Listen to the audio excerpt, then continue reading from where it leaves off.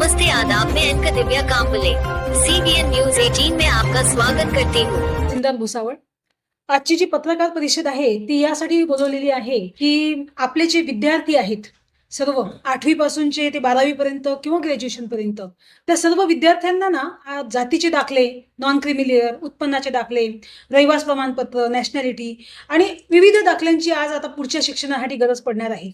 तर ते दाखले त्यांना सुलभ रीतीने आणि शासकीय फी मध्ये आणि शाळेतूनच उपलब्ध करून देण्याचं नियोजन माझं आहे. आणि ते नियोजन मी पालकांपर्यंत आणि विद्यार्थ्यांपर्यंत पोहोचवण्यासाठी आजची पत्रकार परिषद इथे बोलवलेली आहे. आपल्या तालुक्यामध्ये साधारणतः 22,991 विद्यार्थी सध्या 8वी ते 12वी आणि ग्रॅज्युएशन पर्यंतचं शिक्षण घेऊन राहिलेले आहेत. त्यामध्ये 57 माध्यमिक आणि 4 महाविद्यालय आहेत आणि एक आपल्याकडे इंजिनिअरिंग कॉलेज आहे. तर या सर्व विद्यार्थ्यांपर्यंत आपल्याला पोहोचायचं आहे आणि त्यांना दाखले जे आहेत ते वेळेत उपलब्ध करून द्यायचे आहेत, कुठल्याही परिश्रमाविना. त्यासाठीची आहे. मॅडम कशा पद्धतीने? तर यासाठी मी शुक्रवारी सर्व गट शिक्षण अधिकारी आणि सर्व HM आणि सर्व प्रिन्सिपॉल्स यांची बैठक घेतली. त्यांची ऑनलाईन बैठक घेतली आणि ऑफलाईन बैठक सुद्धा मी बोलवलेली आहे. तर त्यांना मी या उपक्रमाविषयी सांगितलं. हा उपक्रम असा राहील की आजपासून CSC सेंटरवाल्यांची सुद्धा मी मीटिंग घेतलेली आहे. CSC सेंटरवर आपल्या नागरिकांनी जाणं अपेक्षित असतं आणि तिथे ते ॲप्लिकेशन सादर करतात कुठल्याही दाखल्यासाठी आणि ते ॲप्लिकेशन मग आमच्याकडे फॉरवर्ड केलं जातं. तर त्यामध्ये बराचसा पिरियड निघून जातो, वेळ निघून जातो आणि दाखल्यांची अचानक आवक वाढल्यामुळे आमच्याकडे सुद्धा जास्त पिरियड लागतो त्या याचा. तर ते सर्व टाळण्यासाठी आणि कमीत कमी कालावधीमध्ये हे दाखले आपल्याला उपलब्ध करून द्यायचे आहेत. त्यासाठी आपल्याला हे उपक्रम राबवायचा आहे. तर CSC सेंटरवाले आजपासून प्रत्येक शाळेमध्ये जाणार आहेत. त्या एरियातला CSC सेंटरवाला हा त्या HMला भेटेल आणि HM त्या शाळेमधले 1 किंवा 2 शिक्षक यांना नेमतील की ते पॅरेंट्स सोबत संपर्क करतील. पॅरेंट्सला सांगतील की आपल्या विद्यार्थ्यांना, आपल्या मुलाला आता उत्पन्नाचा दाखला लागणार आहे किंवा आपल्या मुलाला नॅशनॅलिटी काढावी लागणार आहे, हे गरजेचं आहे. तर त्यासाठी तुम्ही सेतू केंद्रावर डायरेक्ट न जाता आमच्याकडे ॲप्लिकेशन जमा करा आणि त्यासाठी कुठले डॉक्युमेंट्स लागणार आहे त्याचं सुद्धा लिस्ट सेतू महासेवा केंद्रवाले जे आहेत ना ते त्यांना आजच देणार आहेत, म्हणजे आजपासून. तर त्यांच्याकडे लिस्ट असेल, कुठलं डॉक्युमेंट कुठल्या याला लागणार आहे ते पॅरेंट्सच्या ग्रुपवर ते टाकतील.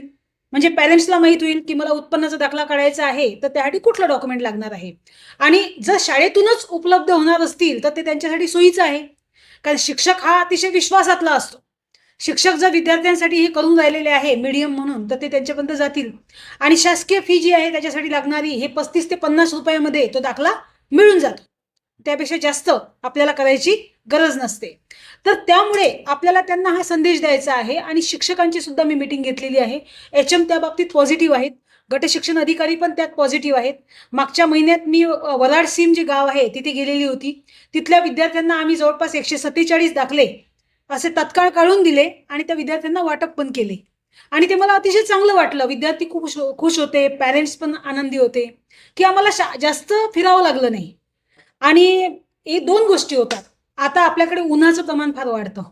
उन्हामध्ये जेव्हा पालक महासेवा केंद्रावर शहरांमध्ये इकडे तिकडे भटकतात तेव्हा त्यांना त्रास होतो. मोठमोठ्या लाईन लागतात सेवा केंद्रावर आणि रेट बाबत त्यांना मग हे होतं की किती रेट घ्यायचा नेमका. गर्दी वाढलेली असते, आमच्याकडे पण गर्दी वाढलेली असते, अचानक येतात त्यामुळे आमच्याकडून उशीर होतो बरेचदा. त्यामुळे अशा पद्धतीने शाळेतून जर आले तर रोजच्या रोज आम्ही ते दाखले देण्याचा प्रयत्न करू आणि माझ्या उपक्रमानुसार 3ऱ्या दिवशी विद्यार्थ्याला दाखला शाळेत गेला पाहिजे. या पद्धतीने मी नियोजन केलेलं आहे आणि माझा विश्वास आहे की एवढे 22,991 विद्यार्थी आहेत आणि या वर्षभरात पण मी बरेचसे दाखले दिलेले आहेत. तरी यावर्षी जर समजा विद्यार्थ्यांना दाखले पाहिजे आहेत तर त्यांनी शिक्षकांशी संपर्क करावा. पण याची प्रसिद्धी आणि प्रचार होणं फार गरजेचं आहे.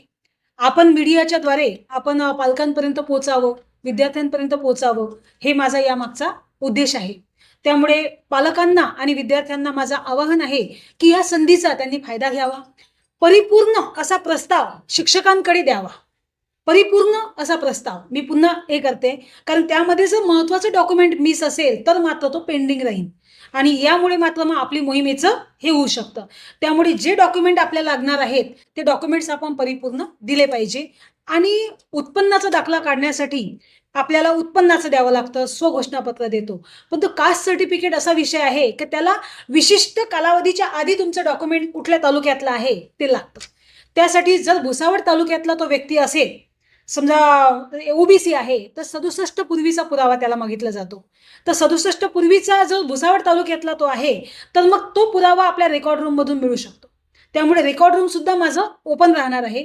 तसंही ते डॉक्युमेंट्स आता ऑनलाईन झालेले आहेत. म्हणजे त्यांना ती सुद्धा सुविधा आम्ही उपलब्ध करून देऊ या 3 महिन्यांकरिता, की संपूर्ण त्या कामासाठी एक जण तिथे बसेल आणि पालक जर त्यांच्याकडे गेले आहेत की स्कॅनिंग झालेलं डॉक्युमेंट नाही मिळत आहे आम्हाला, तर आम्हाला असं डॉक्युमेंट पाहिजे, तर ते सुद्धा आपण उपलब्ध करून देऊ.